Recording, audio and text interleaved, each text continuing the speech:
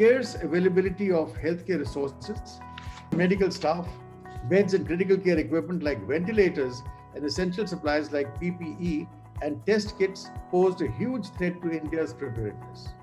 The private sector healthcare providers were quickly roped in by the government to help expand testing and COVID bed capacity.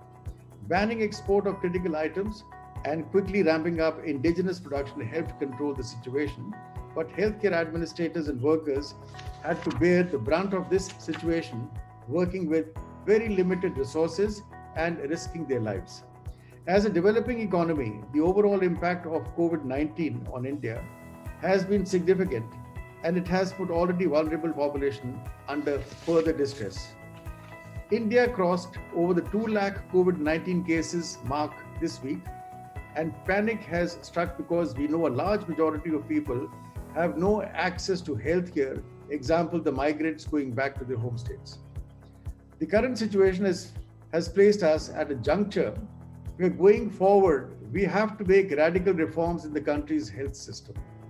We cannot go back to how things functioned in the pre-COVID days. While deaths from infectious diseases in India are much higher than the global average, India's increasing burden of non-communicable diseases, or NCDs, is a huge concern, accounting for over 60% of deaths.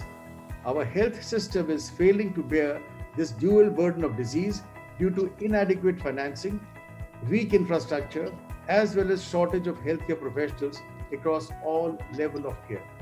The private sector has been instrumental in providing health services and bringing advanced healthcare to India, be it diagnostics, treatment options, or drugs, or medical devices, or health technology, or medical tourism. Another source for funding healthcare in India could be through the route of corporate social responsibility obligation of the Indian industry, which the country cashed upon by making immediate amendments in CSR rules to contribute towards COVID-19 response. The CSR rules are otherwise not so enabling, with various deterrents like over-reporting, unproductive scrutiny, and ambiguity in what counts as CSR.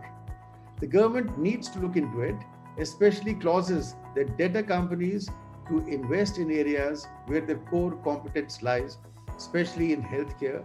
That is, take for an example, in pathology testing in underserved rural areas for a country like ours.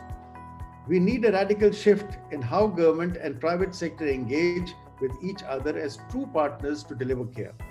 The government must acknowledge that private healthcare providers and companies have to meet their fixed variable costs, set aside budgets for expansion and contingencies, and meet their obligations to generate reasonable return on investment for their investors. I have myself had to answer this question in many seminars, that why people should invest in healthcare when the returns of even fixed deposits are better. It is well-known fact that many private hospitals take more than 7 years to break even. Healthcare being a capital-intensive sector, the industry cannot sustain and survive without financial incentives from the government. Additionally, private sector participation in all policy dialogues and health-related committees and bodies must be ensured. The way we have traditionally delivered healthcare will also change, and technology will play an important part in this transition. Virtual care and telemedicine can become the norm, along with the use of artificial intelligence, machine learning, virtual reality, and augmented reality. As shown by this pandemic, our health system is extremely vulnerable, fragile, and neither the government nor the private sector healthcare players can address a healthcare crisis alone. As we learn to live with COVID, resuming the economy with Unlock 1.0, we must think of new enhanced health systems for this new normal and not lose the momentum and the opportunity to transform healthcare in India. Thank you very much.